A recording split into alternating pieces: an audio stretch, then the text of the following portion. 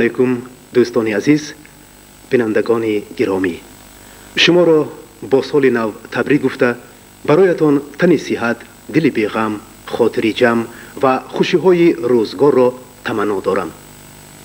سال نو 1998 برای هواداران فوتبال سال تاریخی است. تابستان سال روان در فرانسه مسابقات نهایی چمپیونات 16 جهان عاید به فوتبال برپا می‌گردد. 32 دسته منتخب برای گرفتن عنوان چمپیون جهان مبارزه می‌برد. از جمله از قطعه آسیا 4 دسته یکچین، عربستان سعودی، کره جنوبی، ژاپن و ایران شرکت می‌ورزد. ما تنها آرزو داریم که وقتی فرا رسد دسته یکچین ملی جمهوری تاجیکستان نیز در مسابقات نهایی چمپیونات جهان شرکت ورزد. اکنون برمیگردیم به شرح بازی‌های فوتبال در جمهوریمان.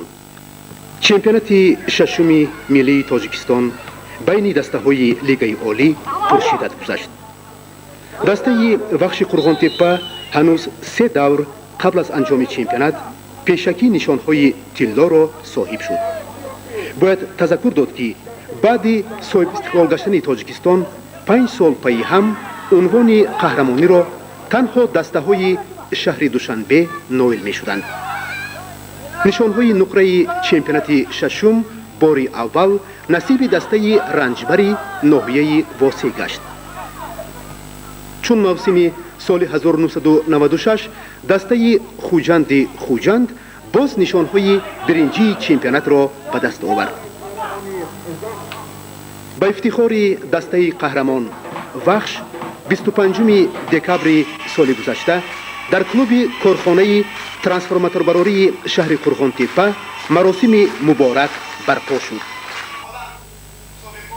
دسته قهرمان با جام خاطروی و دیپلم درجه اولی فدراسیون فوتبال تاجیکستان سرفراز گردید.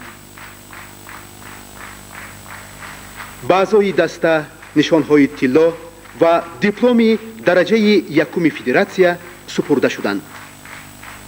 مکافات ها را کاتب کلی فدراسیون فوتبال جمهوری عبدالکریم شیخف و سردار شعبه فدراسیون رحیم شریپوف سپرده، ورزشگران و ترینران و راهبران کلوب را با غلبهشان مبارکباد نمودند.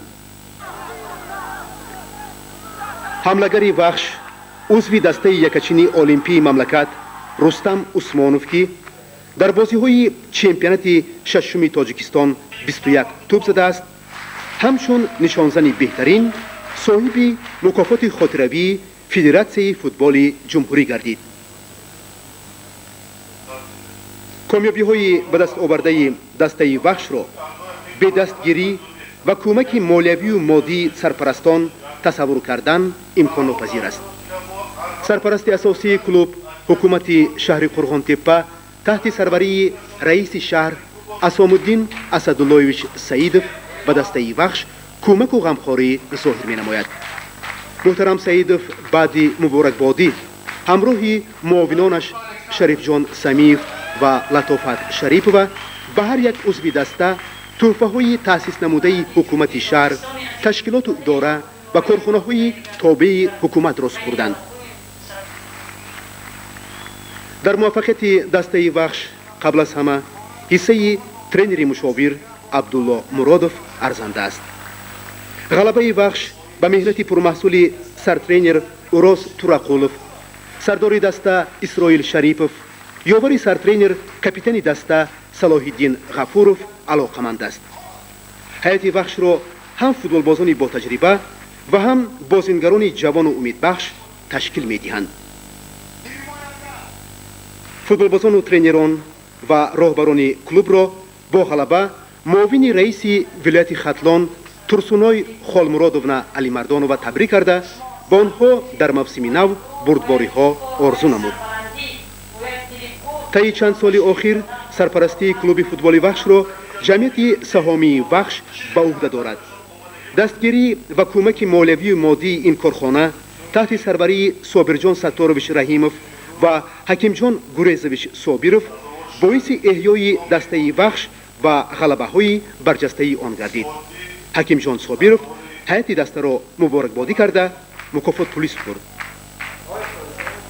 дар маросими муборак меҳмонони гиромиқадр мутахассисони варзидаи футболи ҷумҳурии исломии Эрон Муҳаммад Солеҳ ва Алии Хусравиро ҳозирин хуш пазироӣ карда ба дастаи мунтахаби ҷумҳурии исломии Эрон дар бозиҳои ниҳоии чемпионати 16-уми ҷаҳон пирӯзӣ орзу намуданд.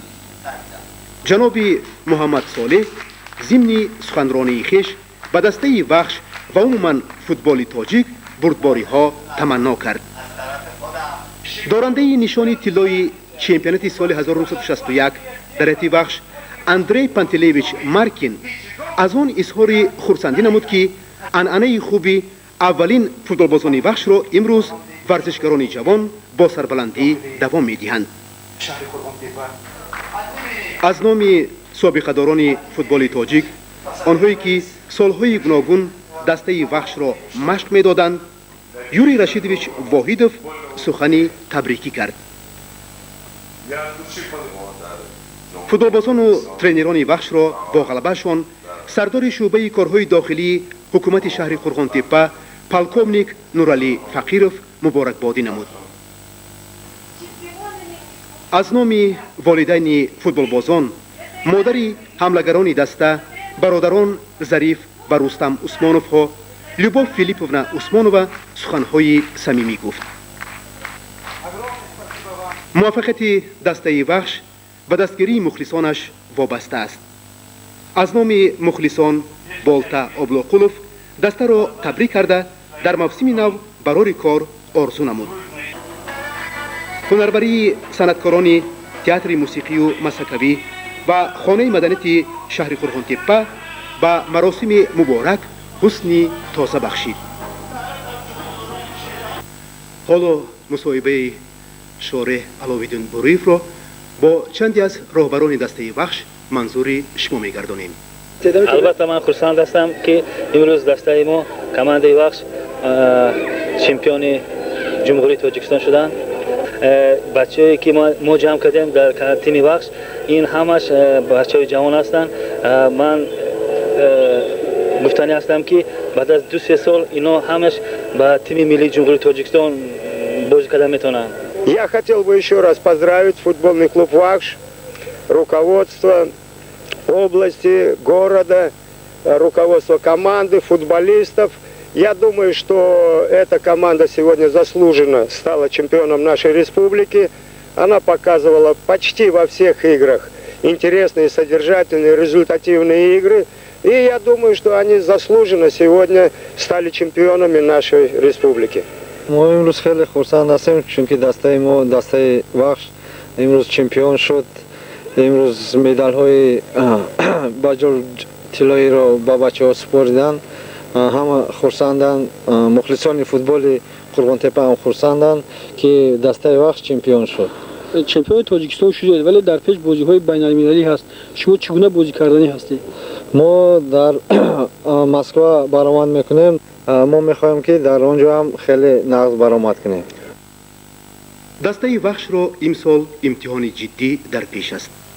футболбозони Қурғонтеппа шарафи варзиши ҷумҳуриро дар мусобиқоти анъанавии байналмилалӣ барои дарёфти ҷоми қаҳрамонҳои иттиҳоди давлатҳои муштаракулманофеъ, ки дар шаҳри Москав барпо мешавад, ҳимоя хоҳанд кард. бозиҳо дар толорҳои болопӯшидаи варзишии Спартак, ЦСКА ва Динамо барпо мешаванд. дастаи вахш дар гурӯҳи худ 24 январ бо қаҳрамони Арманистон, дастаи Еревани Ереван, 25 январ бо чемпиони Федератсияи Россия, дастаи машҳури Спартаки Москав, 27 январ бо чемпиони Беларус, дастаи Динамои Минск қувва меозмояд.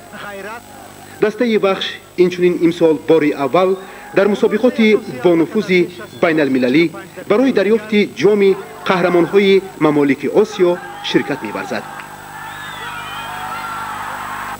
ба дастаи вахши Қурғонтеппа дар мавсими нави футбол соли чемпионати ҷаҳон бурдборӣ ва комёбиҳои нав орзумандем. دوستان عزیز، بینندگان گرامی، در همین جا نمایشمان به پایان میرسد. خیر، شاد و پیروز باشید.